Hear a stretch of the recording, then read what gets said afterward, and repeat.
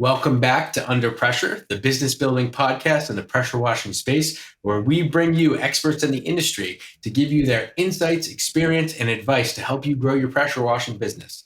Today, we are very excited to have with us Paul Kassander, the owner of the PowerWashStore based out of Menominee Falls, Wisconsin. Paul, we are incredibly excited to have you join Dave and I today. Thank you for joining us. Very happy to be here. Thanks for having me on. Welcome aboard, Paul. All right. So, Paul, just a quick question, just to kind of like lay the groundwork for the conversation. Tell us your story. Like, how did you get into this industry? How did you start the store? Like, what led you to this? Well, I started as a contract cleaner back in 1993 is when I incorporated my business. I spent 25 years as a contract cleaner. I originally started at back in the early 90s, the auto detailing business was one of the fastest growing industries. Get into auto detailing. Oh, I was looking for something to do on my own. Prior to that, I was managing movie theaters for Marcus Theaters and Cinemark and United Artists. I worked with a couple of different chains as a movie theater manager. So I wanted to kind of get into something on my own, an opportunity. I always wanted to really run my own business. So I bought up a guy's company, started detailing a few cars, and decided that I just hated it. I just hated it. I hated it with a passion. It was worse than punishment.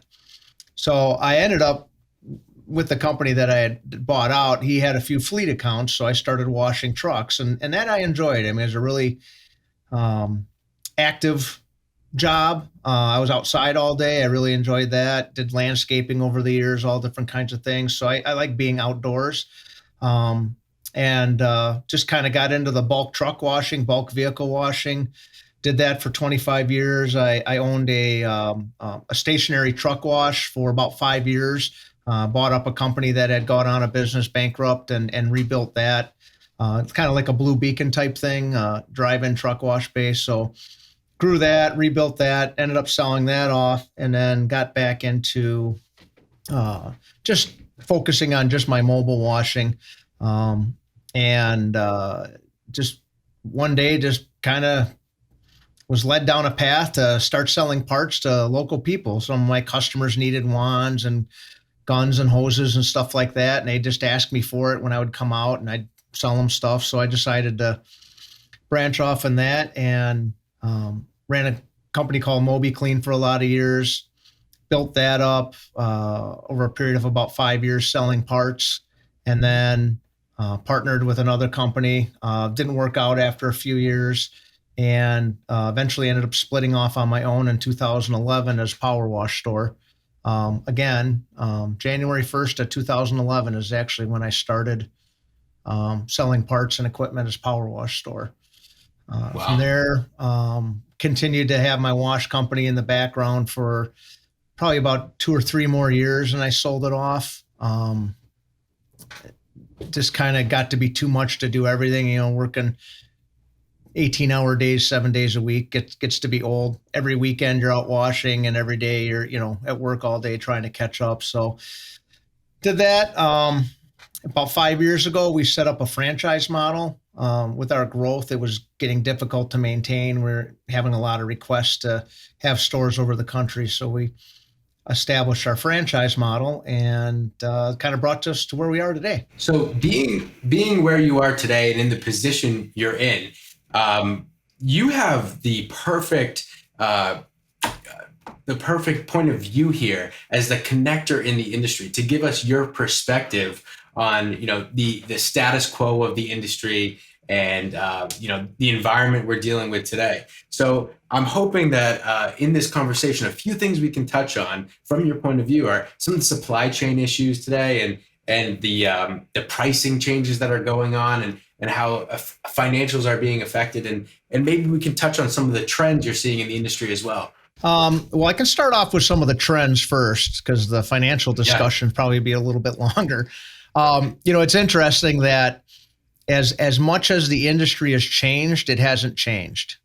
The cleaning processes have improved. I'd say probably the biggest change that I've seen in the, 30 years of being in business and doing cleaning is that you're seeing a substantial shift from cleaning with pressure to cleaning with detergents and chemicals, chemical cleaning, as your cleaning process. It used to be, the cleaning process, you can boil it down to, two things. It takes energy to clean.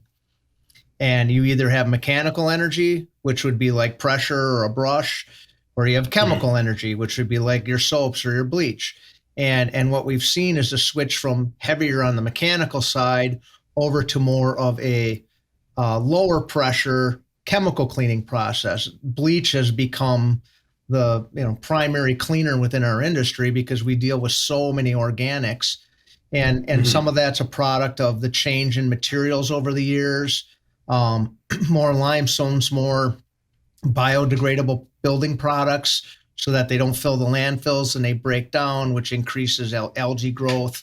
And we found that cleaning with a chemical process, you can clean with lower pressures and not damage a lot of the softer surfaces, the lighter surfaces. Things are getting lighter and thinner, and to keep the manufacturing costs down.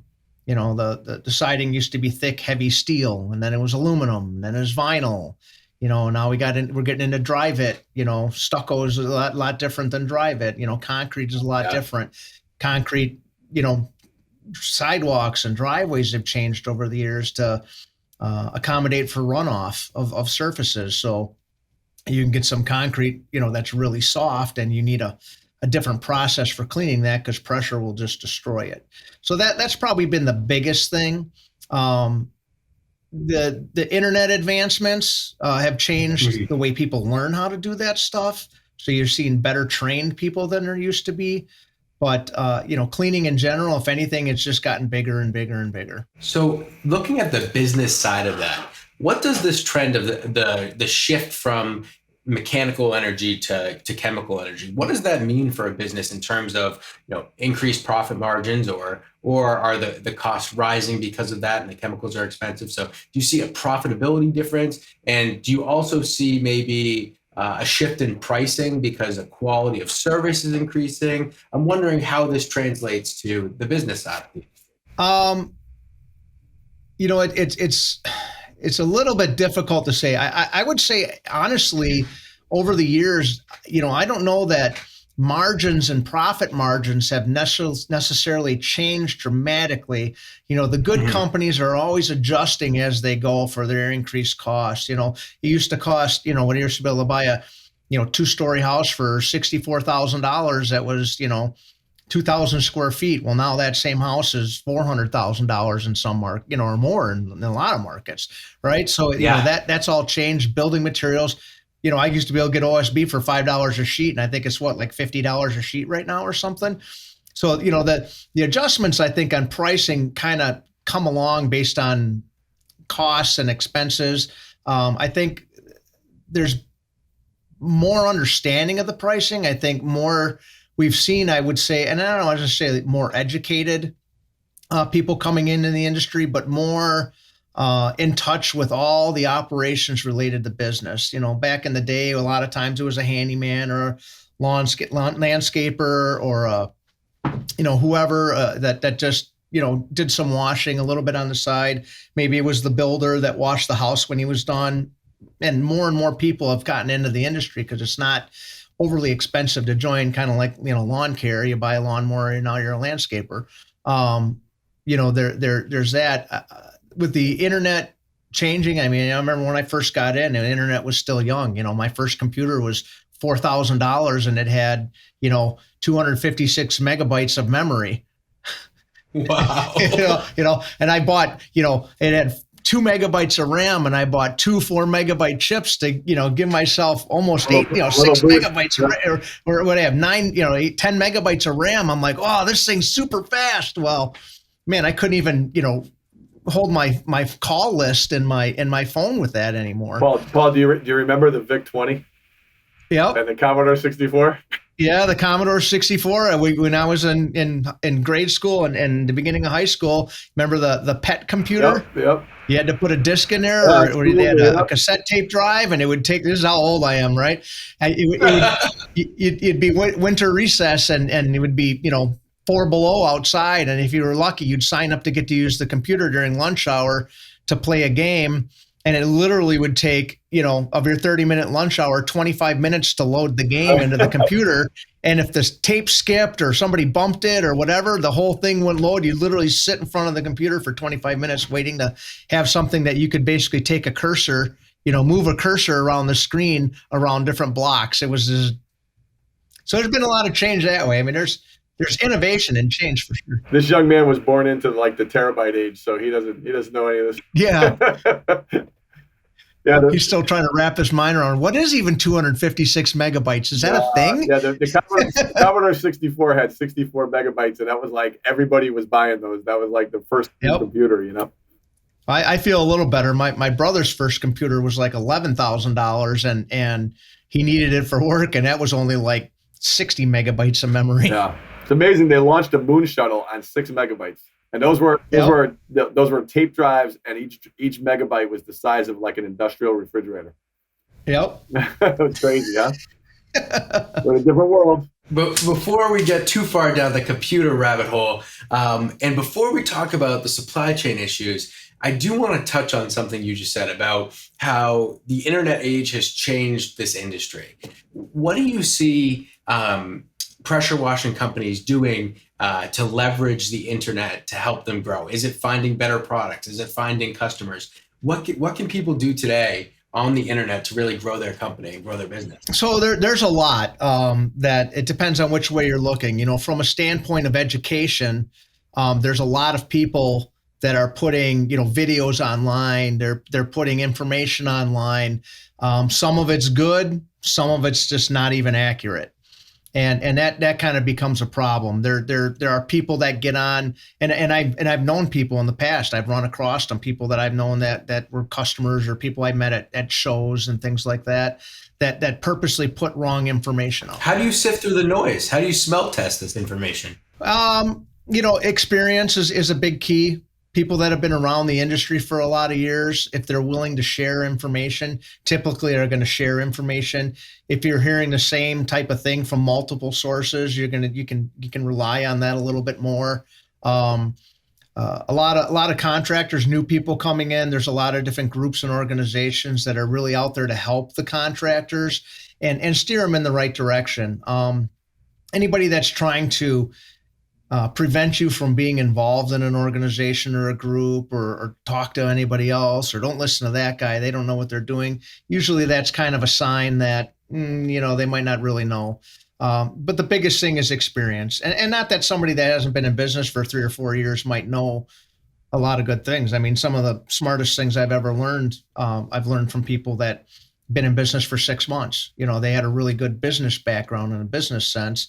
They might not know about the equipment and the cleaning processes and things like that, but there's things everybody can learn from everyone. But I would say the biggest thing would be, just do some research. If it's one guy saying this is the only way and this is the only way it can be done and this is it and everybody else is dumb, you might want to take that with a little bit of, grain of salt. Oh yeah, there's plenty of those guys out there. There really are. There really are. So the education has made a big swing change in the internet as it's developed. We went from the old bulletin boards to, a lot of video training being online, YouTube channels, and things like that have really changed the way things are being done. We're still doing a lot of shows. I think some of the in-person training and hands-on training is really still the best. Because you can really get a better idea than just reading about it. So I'm wondering, someone who has got the technical aspect down and has the technical training, but is a technician now running a business, where would you point them for business information in the pressure washing industry? Where's the best resource to go to learn how to run your pressure washing business? There's a lot of different resources in that. Sometimes mentoring with another person, and then that's kind of one of the things we've tried to do within our shows is that we kind of try to provide and you were at our show in January, but we try to do an annual show and shows throughout the year at franchise locations to kind of help guide people to different resources. Obviously reading different books about business management, business leadership are always very helpful. The organizations can help. A lot of people can clean, don't know how to run a business. A lot of people know how to run out of business, have no idea how to clean. So you got to kind of find that balance in there. There are resources out there. Some of the coaches that are out there are pretty good. Conqueror is a really good program for a business that's looking to, I know a bunch of the coaches. I've never heard a negative word about that. Brandon Vaughn and what he's put together with his coaches, Matt Clark and Kedma and a bunch of the other people that work for him are just really good business, and not from a sense that they're going to tell you how to run your business, but point you in the right direction. People that you can ask, get involved in the local chamber of commerce. There's a lot of businesses in there. You don't have to talk to a guy that runs a pressure washing business. You can learn more from a guy that runs a McDonald's store or a manufacturing facility or the garbage truck company. One of the smartest guys I know has spent almost his entire life in garbage, just hauling garbage, selling garbage, running garbage truck. He builds a company, he buys a company, buys some equipment, gets it up, gets his structure going, builds it up into a multi-million-dollar business. And then, a bigger company comes along and buys him out. And then he goes and does it again. Just some really, really brilliant people out there that can help you, guide you in business, and reading and obviously the books and things like that are quite helpful. Yeah, and I saw the Conqueror's presentation at your show, and that whole MAPS program, and really working on kind of developing your way out of the day-to-day operations so you can focus on the bigger picture. And a lot of people are nervous to give up operational control, and you're not going to grow without people. I mean, you're incredibly limited without people. Absolutely. And it's a very difficult thing to do. It was always really difficult for me. I was always in the field. I'm always been a hands-on kind of guy, and to manage that, it was a difficult task for me to not micromanage people. And one of the things I found is just give them a task, tell them what you want done, and walk away. Don't watch. Right. And then come back. And if they got it done in a reasonable time, and the end result, they might not have got there by the same path as you, but if they got it done and they didn't mess anything up, sometimes that's just what it takes, is a little bit of, openness with that. Absolutely. So we need to take a moment to hear a word from our sponsor, Pair Payments, and we will be right back. Thank you. You certainly can't afford to give profit away for no reason. But what if I told you credit card processors may be overcharging you and robbing you of profits you've worked hard to earn? It's time to put an end to being overcharged for payment processing. It's time to take back your profits. That's why we've put together a free report, How to Avoid Being Overcharged by Your Payment Processor. Head over to takebackyourprofits.com, download the report, and put an end to being overcharged for credit card processing. You've worked hard for your sales, and you deserve to keep it. What are you waiting for? Go to takebackyourprofits.com and download your report today. All right, and we are back with Paul Kassander of PowerWashStore and Dave Iava, CEO of Pair Payments. Dave, I'm going to pass it to you for some questions. All right, so Paul, just backing up to before the break, we were talking about how the internet is kind of changing things and has for the industry. One of the things that I think is a big focal point is just general automation. Getting into CRMs that take away paper management, take away people. You can kind of shrink those activities down a little bit. So I just think some of the software that's out there it has been really enhances a business's capability. We use several different softwares in our business, and it takes the place of. Sometimes it takes the place of people. Sometimes it enhances what those people are able to do. But what other areas of the internet that you think is really benefiting some of the power washers that are out there? Well, some of the really successful companies that we see out there are doing a lot with developing websites. Obviously, I mean, the websites are still, you know, outside of Facebook and TikTok and all the little things that everybody likes to watch and look at, and that's a resource to lead people to them. But at the end of the day, nothing replaces a website. And what I'm seeing is some of the bigger companies have figured out. You're talking about different lead generators and things like that, and automations that they developed. That there are estimator tools built into their websites that allow homeowners to go online and put in information about the square footage of their house, maybe how many valleys, roof, how many stories, different types of information that they can put in, and they can literally, based on history and not, no, companies knowing their numbers from tracking and doing that stuff, can generate estimates and quotes directly to the customer, like immediately, just like ordering at a restaurant. It's like, well, I want to get my roof cleaned. Oh, and it costs this much more to do my house and the driveway, or there's a package deal and it's this many square feet and my driveway is this long, and they can literally book, pay, and schedule their cleaning online without anybody ever having to go out. Now some companies still like to be a little bit micromanagey again and look at everything. But if you have a good idea of what your numbers are, you can really do this stuff and be profitable. And you might go from a 42% profit to a 38% or 39% profit. But at the end of the day, how much does it cost you in your time and effort to go out and do all that type of stuff? So if you can generate those leads, that's the kind of stuff that eliminates a salesperson. That's not that you want to eliminate jobs, but finding somebody.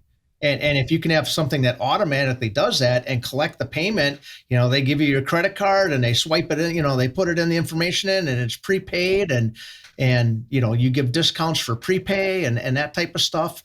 So we're seeing a lot more of that as the technology has improved and more options are out there for people. Well, it's how many, at minimum, it's another line in the water, and yeah, absolutely. So your salespeople are out there, and if you could pull 6 or 7 paid customers right off the internet, then that pays for itself relatively quickly. There's some companies that I know of that literally don't have any salespeople. Everything they get is from website lead generation and referrals, and they don't do in-person estimates. Right. They just don't do it. It's just all done online, and they're booked out, and they have multiple crews. So. That's great. And that should be something everybody should be thinking of in that industry, because the nice thing about pressure washing cleaning industry is it tends to be very local. So your spend can be very close to home. If you're a national company, it's very tough to pull that off because you'd have to have a monster budget. But locally, your budget doesn't. You'd be surprised at how low you could keep your budget and still pull that off. Absolutely. You can invest a fair amount of money in the beginning to become number one, and it's really not hard to stay there if you invest a small amount of regular revenue into it. On a national scale, it's pretty hard to become number one. I've done a lot of work to try to get our website ranked where it is, and from a washing standpoint, when I had my wash company and my website, it didn't take as long as people realized to get up there and kind of stay up there. Right. How many SEO guys did you go through before you actually got your money back?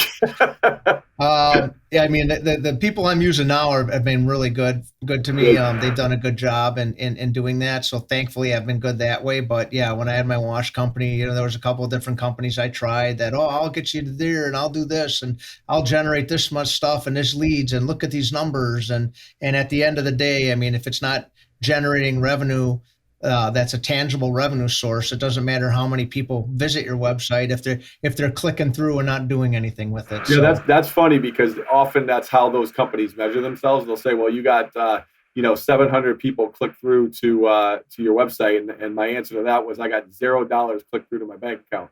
Yeah. Yeah. So that's and kind of the same thing with a billboard, right? 3,000 cars see this every hour, and it's like, but you never got one single call off the billboard. Right. Well, either your ad's wrong, or just because the cars are driving by doesn't mean that people are looking at it. If it's lost in the noise, it doesn't do you a lot of good. So folks, just when you're out there and you're looking for that SEO guy, anybody that says I'll make you number one on Google in 2 months, don't hire that guy.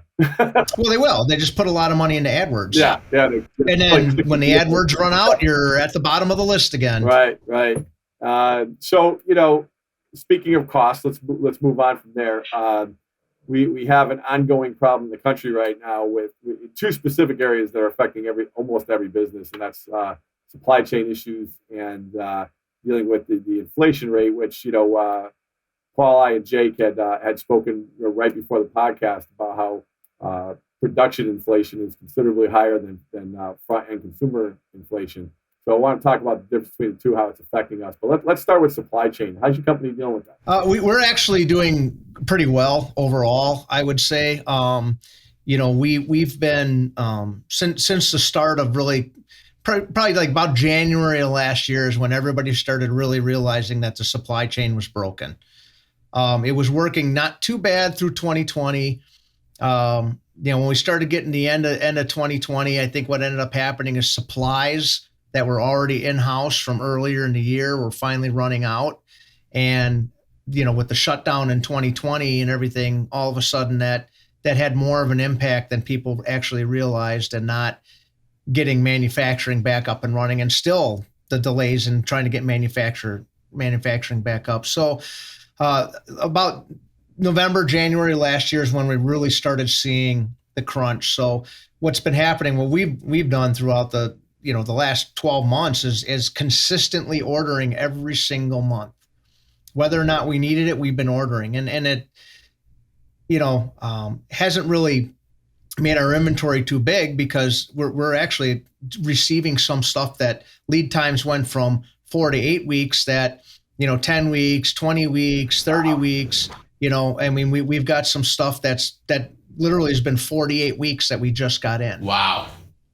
So Crazy. Thankfully we continued to order, because we can always push it out or cancel stuff that's way down the pipeline if we end up getting overstocked. But we've been consistently ordering to try to make sure we had product, and I think we're in a little bit better shape than some other people are, but we're still seeing delays. I mean, we have some vendors that they say 26 weeks without a guarantee. Well, that 26 weeks has actually been like 40 plus weeks.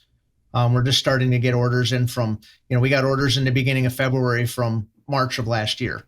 And so I think we're seeing some of that. Some people are doing really well. I mean, the big shortage that everybody's seeing right now, engines, Honda, shut down, and they're just not able to keep up with the demand. The thing with our industry, so many products are made in China and made overseas. The pumps are made in Italy and Germany and overseas there, and not really France, but Italy and Germany are the big ones. Yeah. Where they're making a lot of the products. They make the trigger guns. They make most of the components that are used in pressure washing. And then there's things like the hoses and the couplers, and a lot of that stuff's made in China. Well, with the backlog of shipping and all the stuff sitting, I mean, there's stuff that been on ships for 6 months that we have problems with. Then you get into the metal. There's a lot of metal actually imported from overseas. Well, that comes here and it sits on the ships. And then next thing you know, it's on the ship for 3 months. Well, the metal all rusts because it's being exposed to the salt air. So now they get it in. Now they have to treat it and clean it before they can release it to people to manufacture. So now it costs as much as U.S. metal. And then everybody's like, well, I'll just buy U.S. metal. Well, there's no U.S. metal either. So, there's a lot of that. I think it's something that we're going to deal with. Metal has been a really, really tough one, in plastics. When all the resin shortages from the big freezes down in Texas and everything last year, it shut down a lot of the plants that make the resins for plastic. Well, everything has plastic in it. And so we've seen some problems with that. We've been pretty lucky and fortunate that we've had so many consistent orders coming in, but engines and a few other items are just a little bit more of a challenge. You're going to see problems this year from everybody on some of that stuff. Now, inflation has kind of a double kicking effect here, or actually supply chain actually does on your cash flow, because one area it affects cash flow is the obvious one. If you don't have products, it's hard to sell, so cash flow is a problem there. Well, some people, don't recognize the other area it creates a cash flow problem is when inventory is available, we tend to bulk up on it because we don't know when we're getting it again. So now there's more cash going out than we would normally anticipate for specific products. How have you guys been managing that budgetary control in your own business?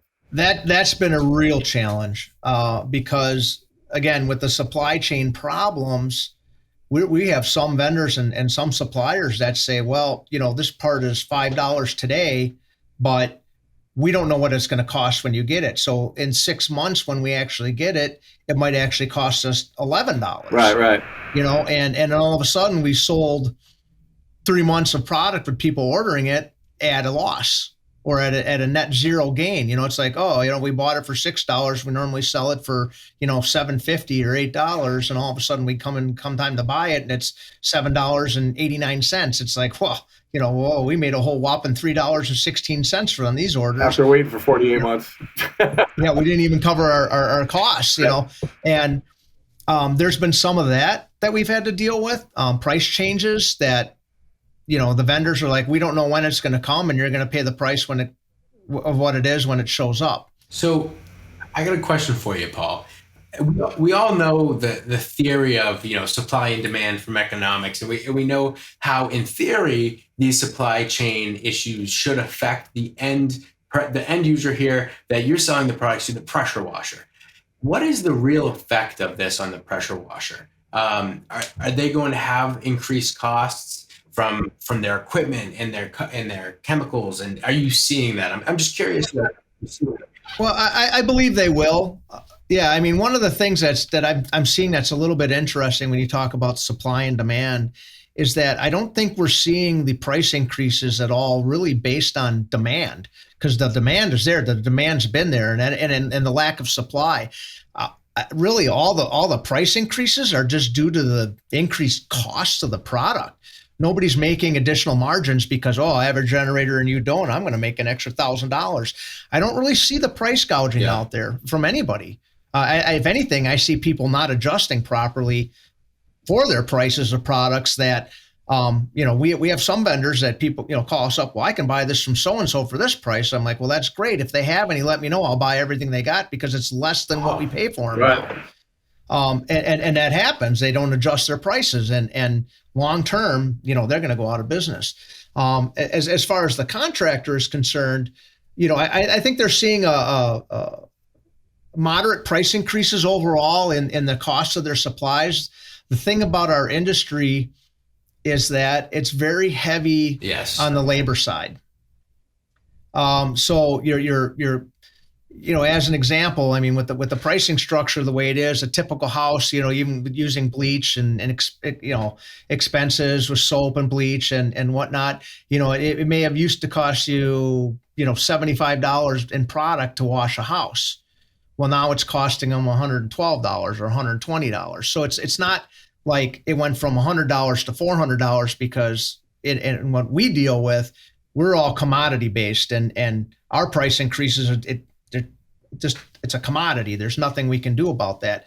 But labor and when you're higher on the labor costs, you can absorb some of that and maybe make a little bit less reduced labor. But if they go up $50 or $75 or $100 on a house wash, they could actually make more money than they were because their raw materials haven't changed too much. Bleach has gone up a lot.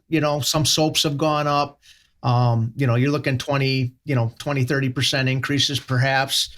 Gas is up obviously, but it's in the big scheme of what they do, it's kind of a smaller part of their overall expense if they're routed right. Now, the guys that are more rural that have to drive an hour and a half to a job, it's more affecting them more than a guy like in Pennsylvania or Connecticut or Florida where their territory that they cover is 30 square miles because there's just so much work.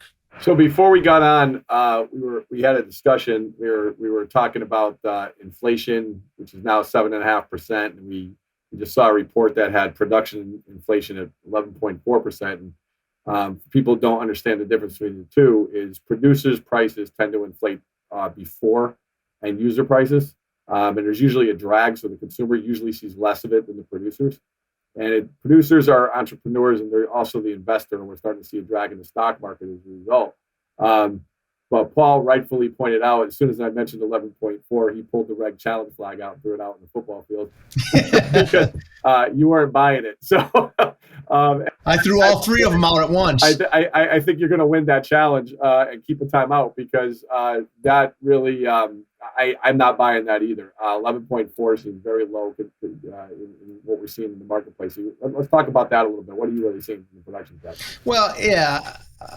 It depends on how they're looking at it. Are they looking at a 2-month or 3-month thing? Yeah, that might be about accurate. But I would say over the last 12 months, we've seen increases anywhere from, on the low end, I would say maybe 15%. Right. On the high end, as much as 35 and 40%. Right.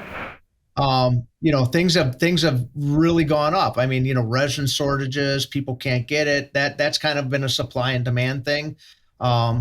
To a certain extent, metal prices, just crazy. I mean, there's so much demand and there's no supply on that. So that does raise those prices up. I think, from the standpoint of the middlemen, us middlemen, we've been absorbing a lot of that because of the fear of looking like we're price gouging and overcharging. So I know I have. We've tightened our margins and tried to run more lean and things like that. But we've had a lot of stuff that we've adjusted, and we've been fortunate that with our buying power and buying so much, we've been able to get to different discount levels with different vendors. So we pass our savings on to the customers. I mean, we know where, just like a good house washing guy, we know where our margins should be, and we adjust them accordingly. Based on what we're paying for a product. If the price goes down, which is extremely rare, and I don't think we're going to see much of that if and when the economy recovers, I don't think prices are going back down. But our margins, pretty much stay the same. And like I said, that production, it'll take some time before it gets to the consumer market. But I don't know how they're scaling it either, because I think they're taking these numbers and they're dividing them in kind of a static equation. Because when especially if you're a manufacturer, your costs for product as well as your fuel costs for transportation are a much bigger part of that equation than, say, your office chair that you bought. So especially in your industry where the end of the line, which is the person out who's cleaning, those fuel costs are a big deal. Yeah, I would agree with that 100%. I mean, our shipping costs have probably been the largest increase of anything over the past year. I mean, you used to be able to ship a pallet, across the country for about $250. Well, it's anywhere from $500 to $700 now to ship a pallet. Right.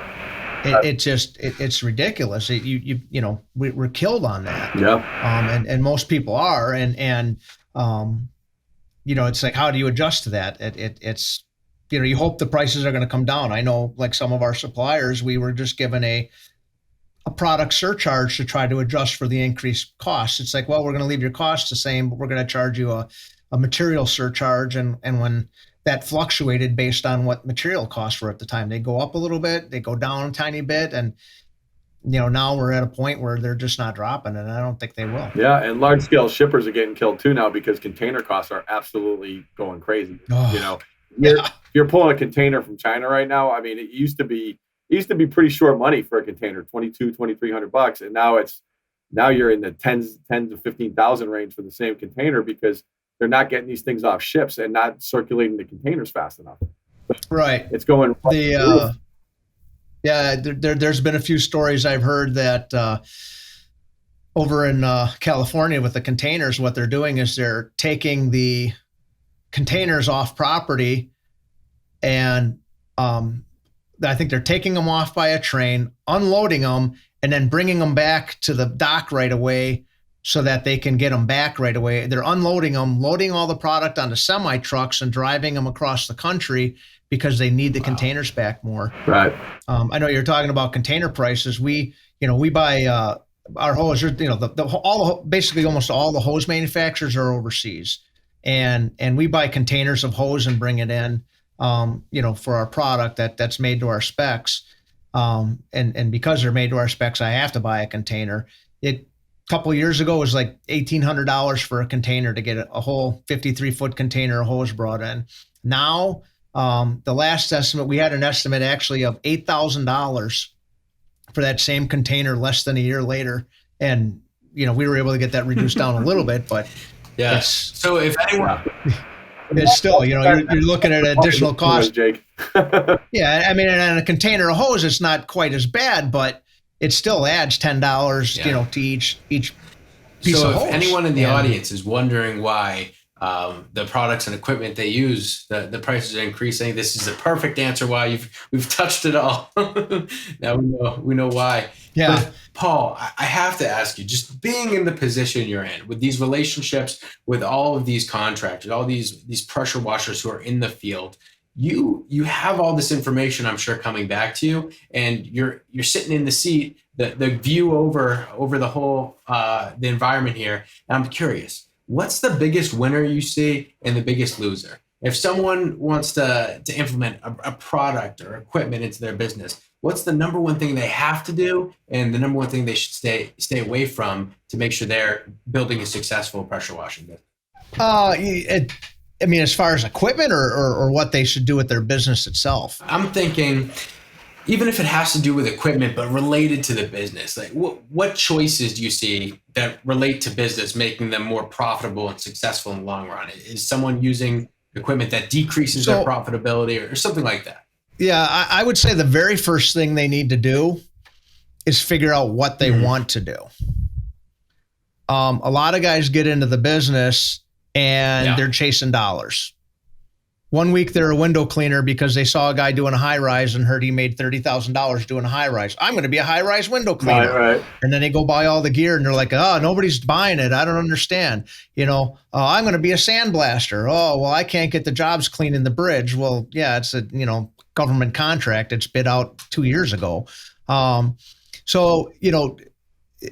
kind of like me. I'm an auto detailer. I'm going to be an auto detailer. Oh God, I hate this. Luckily, I had some fleets that I was washing, and I enjoyed that. I specialized, and you don't have to specialize. You can be a little bit of everything, but what I see is the companies that specialize in one type of cleaning more than another. I'm not saying residential, commercial.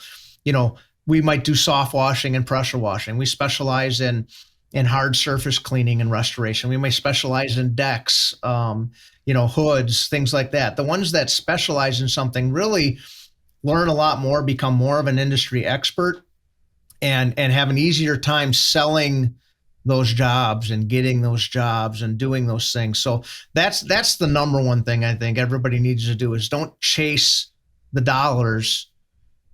Find what you want to do and what you enjoy doing, because as much money as you can make doing flat work, if you don't like doing flat work, you're not going to go out and try to do well with it. You're just going to do the minimum because this is like punishment. Right. But if you really like doing flat work, you'll find more flat work than you'll ever know what to do with. Right.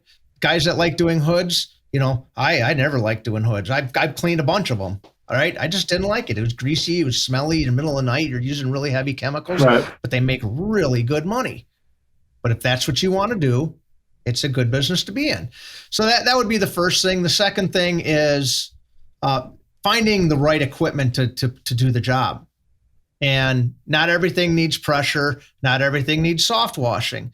Get with some of the experts, go to some of the shows, talk to some of the people. We're happy to help people, even if they don't end up buying equipment from us. All my franchise locations are really, they've all been cleaning contractors. We have a guy that specialized in brick cleaning for the last 20 years. He grew up, his father was a mason. He was a mason. He cleaned brick.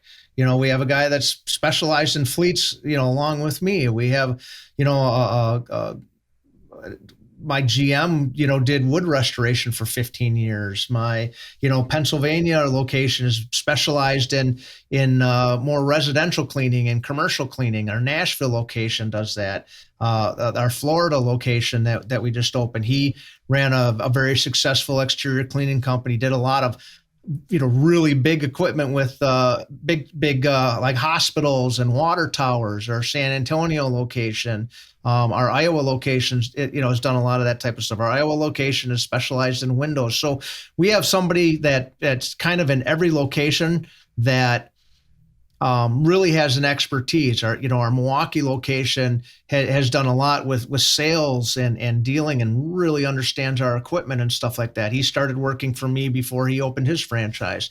So having a specialty has made each one of these people a little more successful than the guy that's got the trailer and I got a pressure washer and I can clean that. The guy that says I can do that.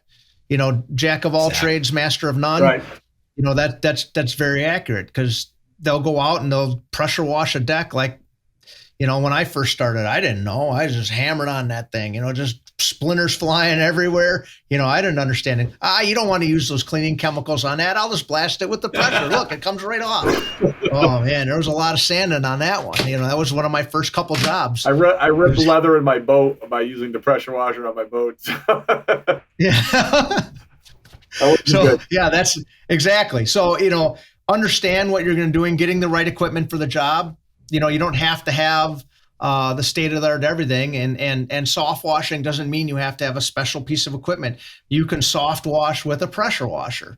People say you can't. It's not a pressure washer. It's a power washer, right? It's adjustable pressure. You don't have to use, just because it says it's 4,000 PSI doesn't mean you have to do it, right? You're not, just because your Lamborghini does 180 miles an hour doesn't mean you should do it. Right. Unless you're on a track, you probably don't want to do it. I don't think I want to do it on a track either. You can pull one of those three out of your garage, Jake. So I love that point. I hadn't heard that one before. I love the Lamborghini analog there. That's great. All right. So Dave, do you have any questions for Paul? No, I think we covered a lot of ground today. And Paul, thanks for coming, man. This was great. We got to have you on again sometime soon. Well, I would love to. I really appreciate the opportunity. It was a good discussion, and glad I could help out. So thanks for having me on. Absolutely. Thank you. Thank you so much for joining us, Paul, and giving this great information to our audience. And to our audience, thank you for tuning in. We are loving the engagement on Instagram. Keep liking, subscribing, following, and share with your pressure washer buddies. We like to have a mindset of abundance here. Share this information, and let's really increase the standard for the whole industry. Let's get this information out from experts like Paul and help everyone in the industry raise the standards. As the old cliche goes, a rising tide raises all ships. So thank you for your continued engagement, and we will see you next week with a continuing list of fantastic guests. So we'll see you then. Thanks for listening. If you haven't subscribed, go ahead and smash that subscribe button. And don't forget to hit the bell so you won't miss our next episode. This episode was produced by Jake Aronson. This has been a Pair Payments production.